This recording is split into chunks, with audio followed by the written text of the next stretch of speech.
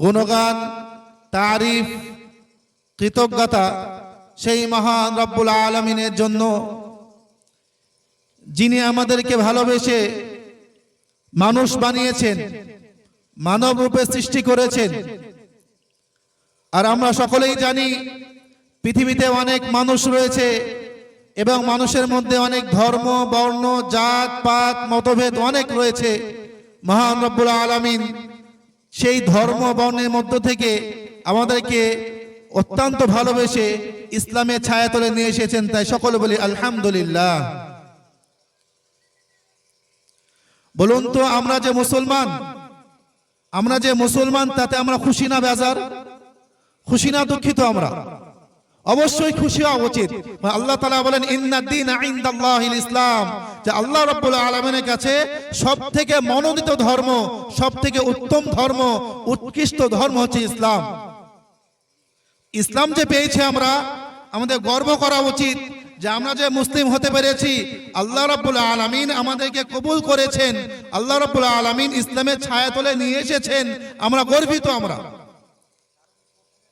কারণ মুসলিম হচ্ছে এমন এক জাতি, মুসলিমই হচ্ছে এমন এক জাতি যারা বিনা হিসেবে জান্নাতে যাওয়ার মতো সামর্থ্য রাখে। মুসলিম হচ্ছে এমন এক জাতি যারা জান্নাতে সহজেই যেতে পারবে, জান্নাতে তারাই যাবে। আর মুসলিম ছাড়া যারা অমুসলিম, গায়রে মুসলিম, অমুসলিম, তারা কখনোই জান্নাতে যেতে পারবে না। তারপরে মুহাম্মদ সাল্লাল্লাহু আলাইহি ওয়াসাল্লাম, জিনার বদৌলতে আমরা দ্বীন পেয়েছি, জিনার মেহনতের ফলে আমাদের কাছে ইসলাম পৌঁছিয়েছে, সে নবী করিম সাল্লাল্লাহু আলাইহি ওয়াসাল্লাম, এর উপর দরুদ এবং সালাম শান্তির ধারা বর্ষিত হোক, আল্লাহুম্মা আমিন। দীর্ঘ কয়েক ঘন্টা ধরে আমরা বেশ কিছু আলোচকের মুখ থেকে কিছু আলোচনা শুনলাম। এই যে আলোচনা হচ্ছে, আলোচনা হওয়ার মেন হচ্ছে একটি কারণ, টার্গেট হচ্ছে একটি টার্গেট থাকে আমাদের, একটি উদ্দেশ্য থাকে যে আমরা মুসলমান, হয়তো আমরা পথ ভুলে গিয়েছি, হয়তো আমাদের ধর্ম ছেড়ে দিয়েছি, সোজা পথে না গিয়ে বাঁকা পথে হাঁটতে শুরু করে দিয়েছি, কোরআনকে ছেড়ে দিয়েছি, হাদিসকে ছেড়ে দিয়েছি। যে হাদিসের দিকে, কোরআনের দিকে, সঠিক রাস্তার দিকে কিভাবে আমরা আসতে পারবো, কিভাবে মানুষকে নিয়ে যেতে পারবো, সেই একটাই উদ্দেশ্য। আমাদের উদ্দেশ্য হচ্ছে একটাই, আমাদের মেন উদ্দেশ্য, কর্তব্য হচ্ছে একটাই, যে আমরা জান্নাতে কিভাবে যেতে পারবো। আমরা কখনোই চাইবো না যে আমি একা জান্নাতে যাব, আমি কখনোই চাইবো না আমি আমার ভাইটা জান্নাতে যাব, আমি কখনোই চাইবো না শুধুমাত্র আমরা সকলে জান্নাতে যাব। আমরা চাইবো সমস্ত দেশবাসী যেন জান্নাতে যায়। চাই কি চাই না? চাই, অবশ্যই চাই। আর কোনো ব্যক্তির মাইন্ডে, কোনো ব্যক্তির মাথার মধ্যে যদি ঢুকে পড়ে আমি জান্নাতে যাব, সেই ব্যক্তির মাধ্যমে কোনো খারাপ কাজ হতেই পারে না।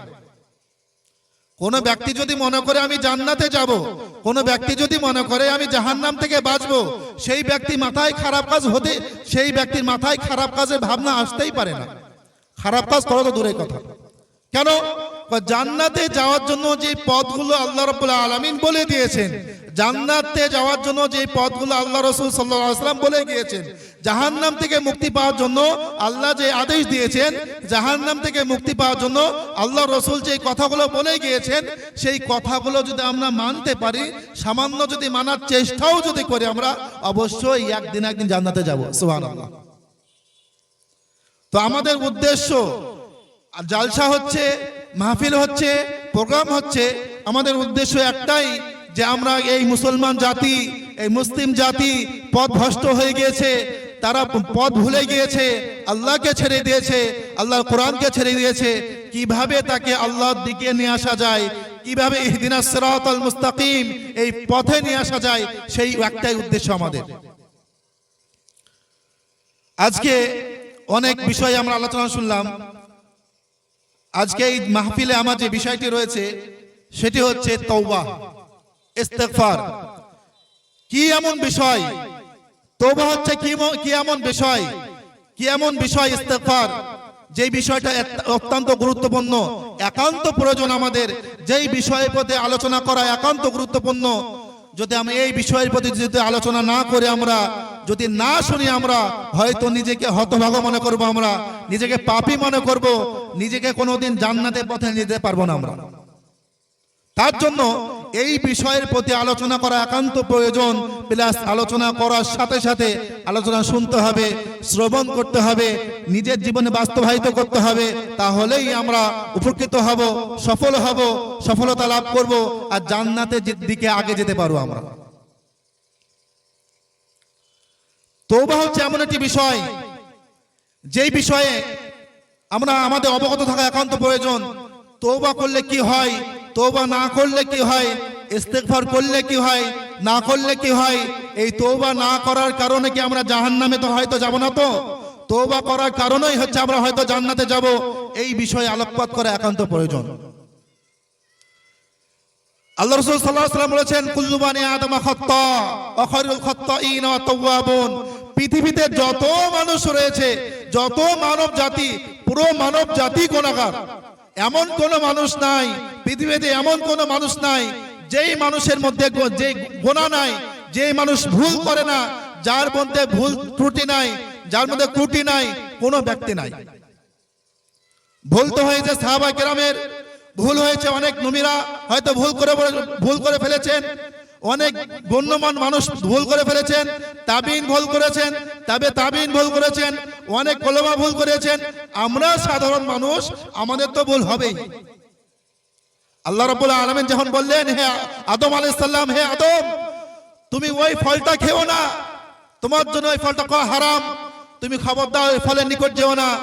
হাওয়া আলাইহিস সালামকে শয়তান এমন ভাবে উস্কানি দিল, সে হাওয়ার মাধ্যমে, হাওয়া তো ফল খেলো, আদম আলাইহিস সালাম ফল খেলেন। খাওয়ার পরে তারা জান্নাত থেকে বহিষ্কার হলো, দুনিয়াতে তাদের পাঠিয়ে দেওয়া হলো। তারা ভুল করেননি? ভুল হয়েছে,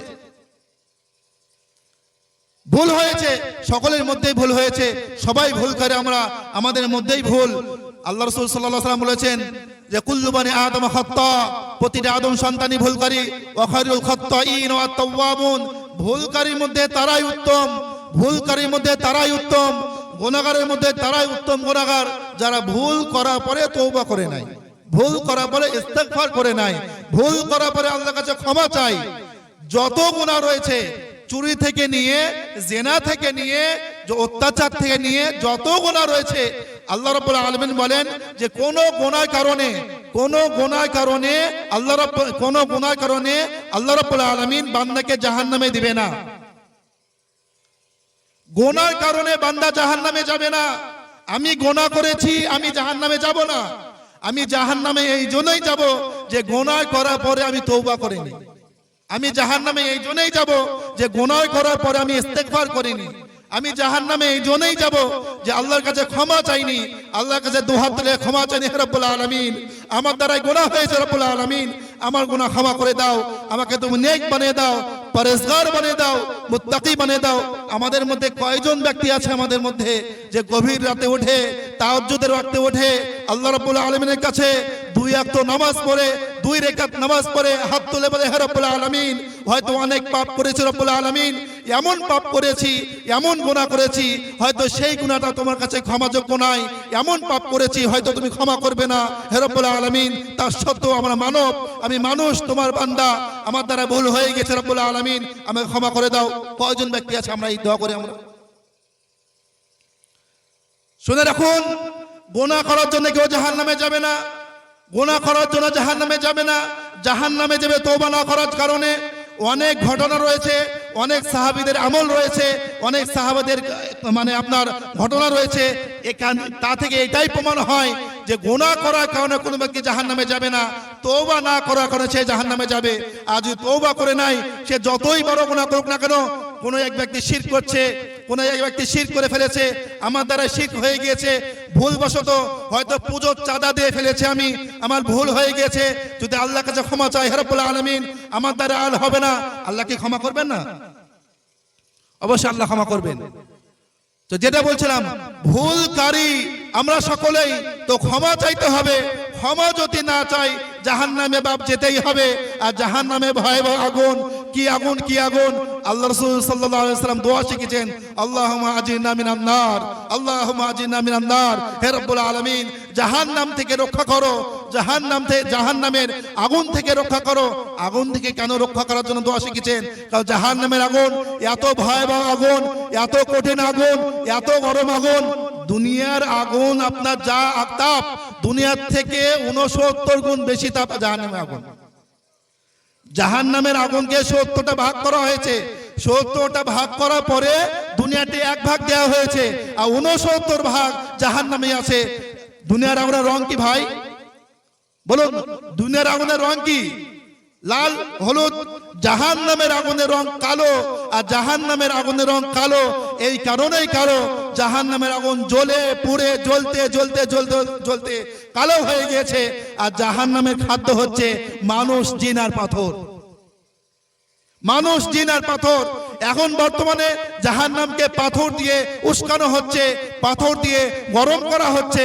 এমন সময় আসবে সেই জাহান্নামের মধ্যে মানুষ প্রবেশ করবে আর জিন জাতি প্রবেশ করবে। আমরা কি চাইবো সেই জাহান্নামে আমরা যাই? চাই কি আমরা? আমরা কখনোই কেউ চাই না যে আমরা জাহান্নামী হয়ে যাই, জাহান্নামের দিকে যাই। আমরা কখনোই চাই না টক টক করে যে জাহান্নামের আগুন ফুটছে সেই আগুনের তলে আমরা ভেসে যাই, চলে যাই আমরা। যেটা বলছিলাম, তওবা করতে হবে বাপ। তওবা যদি না করে আমরা অসফল হয়ে যাব, সফলতা লাভ করতে পারবো না। হয়তো জাহান্নামী হয়ে যাব, হয়তো জান্নাতের মুখ দেখতে পারবো না, হয়তো জান্নাতের গন্ধও পাবো না, হয়তো জাহান্নামের তাপ, জাহান্নামের আগুনে আমরা ঝলসে যাব। আল্লাহ তাআলা বলেন, যখন কোনো ব্যক্তিকে জাহান্নামে ফেলা হবে, জাহান্নামে সে ব্যক্তি পুড়বে, পুড়তে পুড়তে পুড়তে তার চামড়া পুরো নষ্ট হয়ে যাবে, পুড়ে ছারখার হয়ে যাবে। সেই ব্যক্তিকে চামড়া আবার নতুন দেওয়া হবে, আবার নতুন চামড়া লাগাই দেওয়া হবে, আবার পুরনো হবে, আবার চামড়া পুড়ে যাবে, আবার নতুন চামড়া দেওয়া হবে, আবার পুড়বে। এই করতে করতে অনন্তকাল সে ব্যক্তি পুড়তে থাকবে, পুড়তেই থাকবে। সেই ভয়াবহ আগুন থেকে যদি পরিত্রাণ পেতে চাই আমরা, তওবা করতে হবে। শুনুন কিভাবে তওবা করতে হবে। আল্লাহ তাআলা বলেন, ইয়া আইয়ুহাল্লাযীনা আমানু তুবু ইলাল্লাহি তাওবাতান নাসুহা। হে বিশ্বাসী বান্দাগণ, হে ঈমানদারগণ, হে মুসলিমগণ, তোমাদের মধ্যে যারা ঈমান এনেছে, যারা আল্লাহকে বিশ্বাস করে, যারা আল্লাহর প্রতি ঈমান এনেছে, তারা তোমরা শুনে রাখো যে তুবু ইলাল্লাহি তাওবাতান নাসুহা, খালিস নিয়তে তওবা করো। হয়তো ভুল হয়ে গিয়েছে, তুমি যদি তওবা করো, আমি আল্লাহ, আমি তোমাকে পালন করি, আমি তোমাকে দুনিয়ায় জীবন দিয়েছি, আমি তোমার মৃত্যু দেব, আমি তোমাকে দুনিয়ায় ঘুরতে দিয়েছি, দুনিয়ায় খাবার দিয়েছি, দুনিয়ার জীবন দিয়েছি, জমিন দিয়েছি, আসমান দিয়েছি,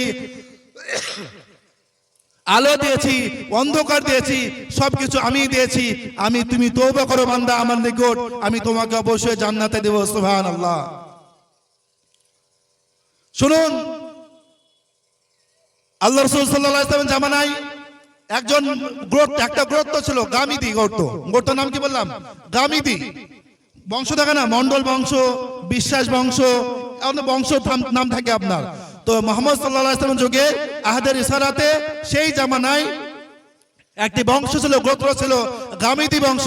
সেই বংশের মহিলার মধ্যে একজন মহিলা জিনা করে ফেলেছে। কি করে ফেলেছে বাপজি? জিনা করে ফেলেছে, পাপ করে ফেলেছে, ব্যভিচার করে ফেলেছে। আর আমরা জানি যে কোরআনে এসেছে, কোন পুরুষ যদি, কোন মহিলা যদি জিনা করে থাকে, কোন ব্যক্তি যদি জিনা করে থাকে, সেই ব্যক্তি যদি বিবাহ না হয় 100 লাঠি মারতে হবে। আর যদি বিবাহ হয়ে যায়, তাকে অর্ধেক পুঁতে পাথর মেরে হত্যা করতে হবে।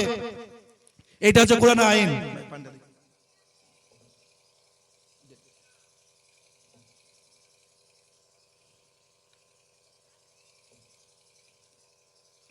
যেটি বলছিলাম ভাই, যে গামিদি গোত্রের একজন মহিলা আল্লাহ রাসূল সাল্লাল্লাহু আলাইহি ওয়াসাল্লামের কাছে এসে বললেন, হে আল্লাহ রাসূল, আমার দ্বারা অনেক পাপ হয়ে গিয়েছে, এমন একটা পাপ হয়ে গিয়েছে, অনেক বড় পাপ হয়ে গিয়েছে। এই পাপের আপনি ক্ষমা করুন।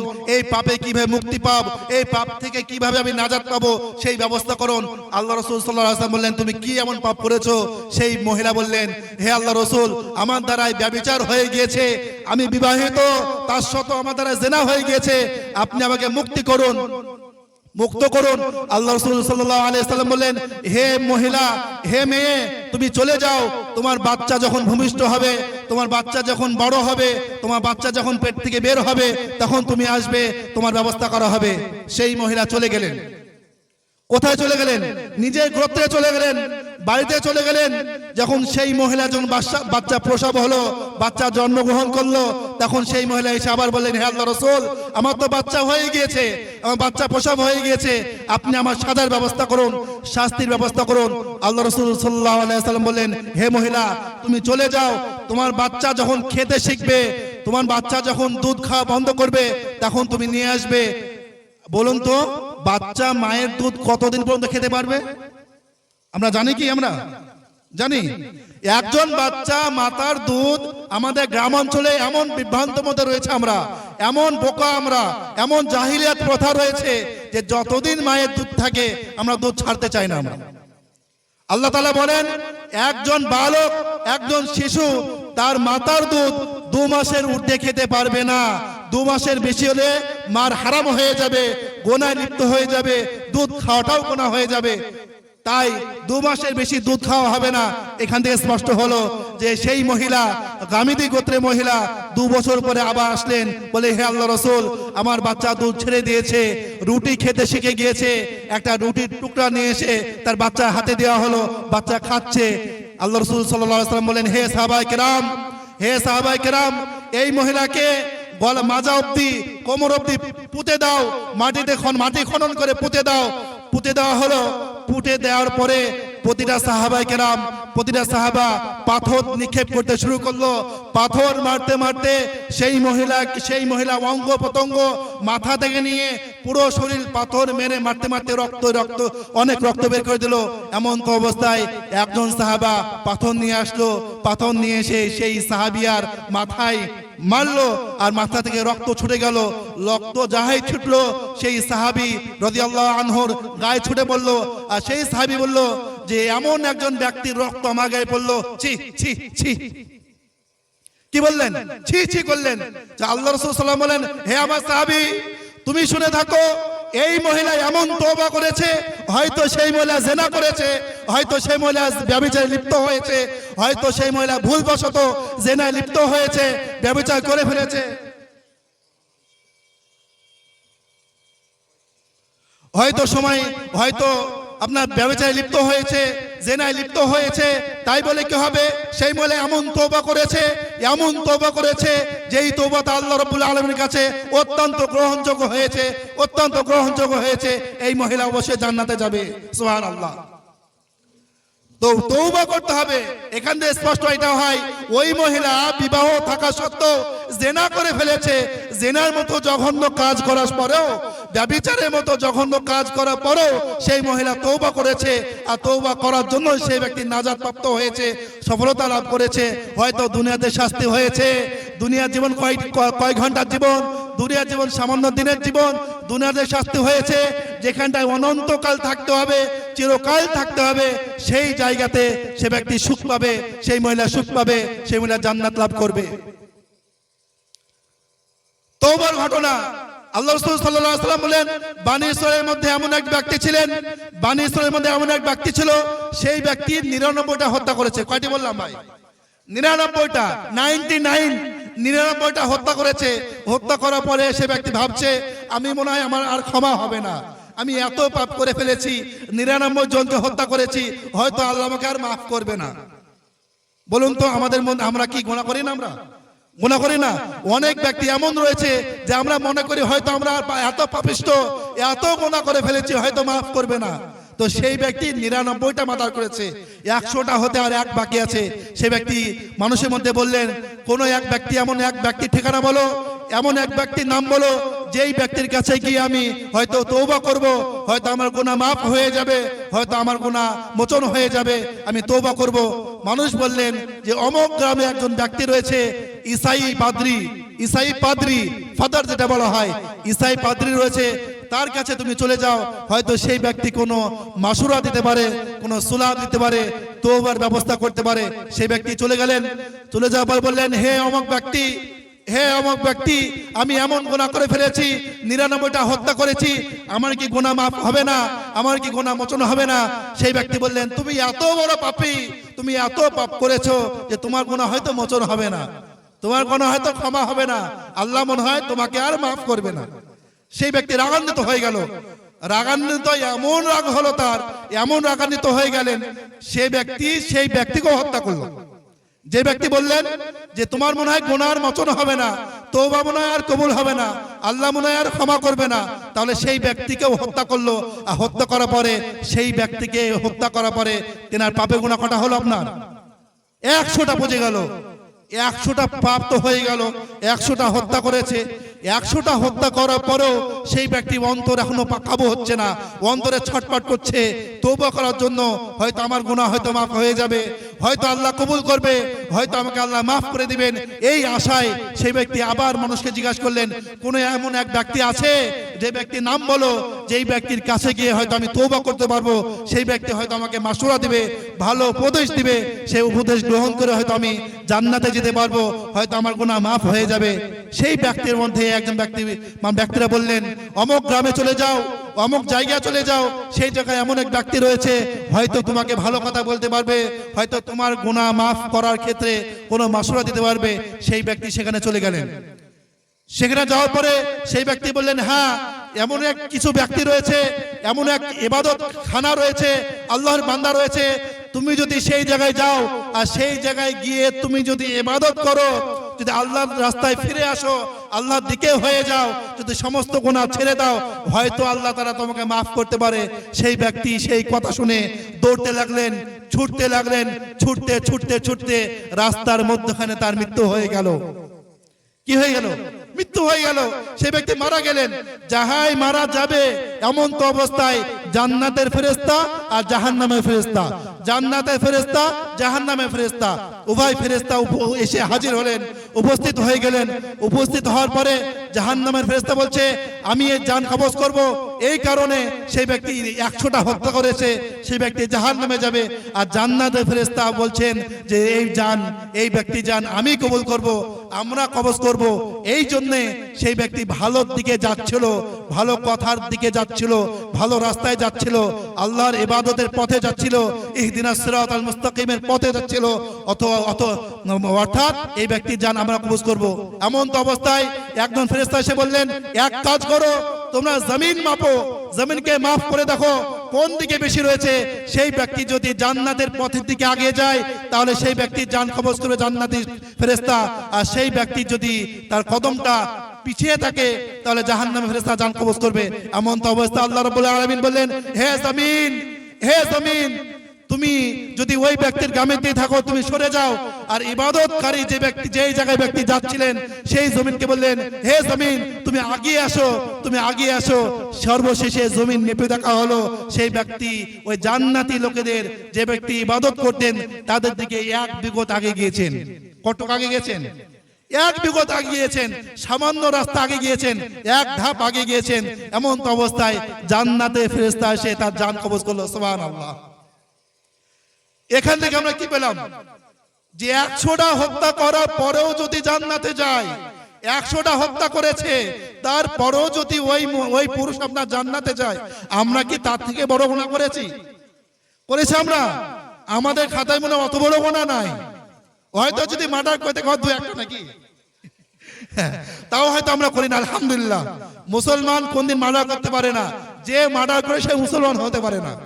আল্লাহ তাআলা বলেন, পুরো পৃথিবীর মানব জাতি হচ্ছে আপনার কি, পুরো পৃথিবীর মানব জাতির জান হত্যা করা, রক্ষা করা হচ্ছে একজন মুসলিমের কর্তব্য।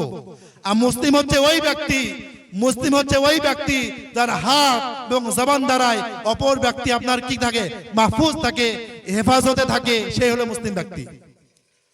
তো এই কথা বলার উদ্দেশ্য হচ্ছে এটাই যে আল্লাহ রাব্বুল আলামিন 100টা হত্যা করেছে, তার সত্ত্বেও তাকে ক্ষমা করে দিলেন। আমরা কি এমন গুনাহ করেছি, কি এমন পাপ করেছি যে আমাকে আল্লাহ রাব্বুল আলামিন ক্ষমা করবেন না? কি এমন গুনাহ করেছি যে আল্লাহ আমাকে ক্ষমা করবেন না? আমাদের অবশ্যই ক্ষমা করবেন।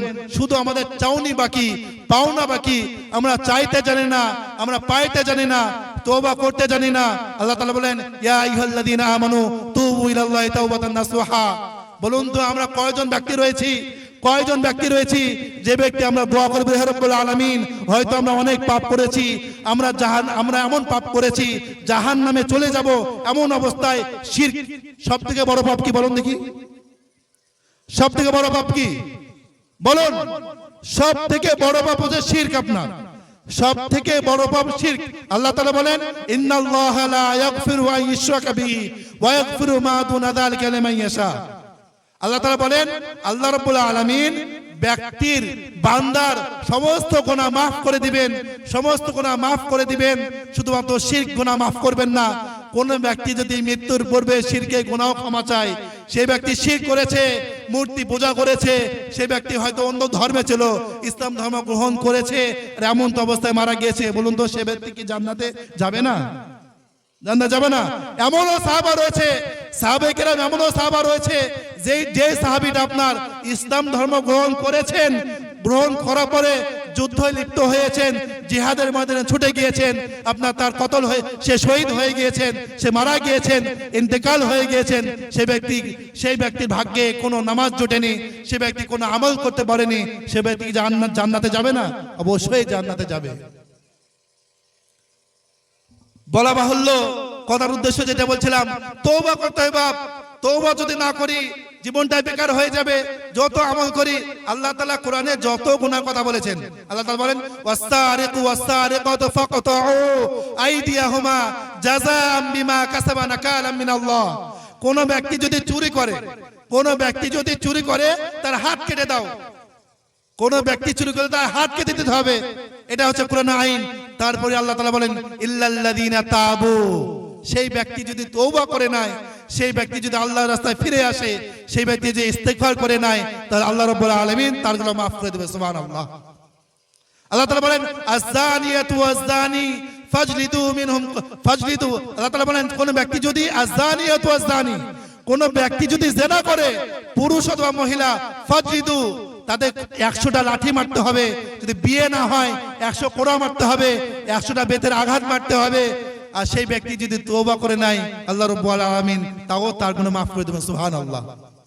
তওবা করতে হবে। তওবা করার ক্ষেত্রে বলছি, একজন ব্যক্তি ছিল, সেই ব্যক্তি আপনার তার মনে অনেক লালসতা, মেয়েদের দেখলে তার লালসতা উঠলে পড়ে, মেয়েদেরকে এমন ভাবে দেখে যে সেই সকল সময় মেয়েদের মধ্যেই থাকতে চায়।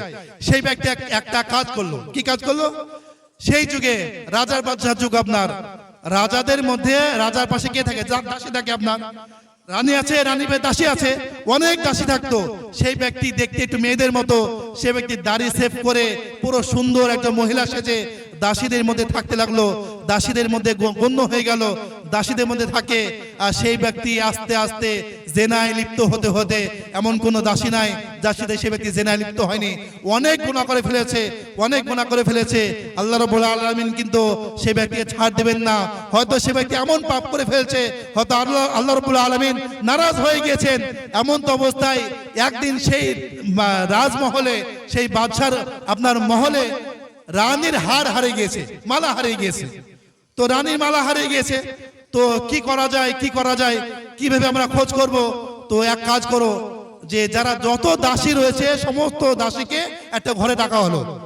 আস্তে আস্তে সবাইকে উলঙ্গ করা হবে, মহিলার মাধ্যমে উলঙ্গ করা হবে, আর তাকে দেখা হবে কার কাছে সেই হারটা রয়েছে, মালাটি রয়েছে।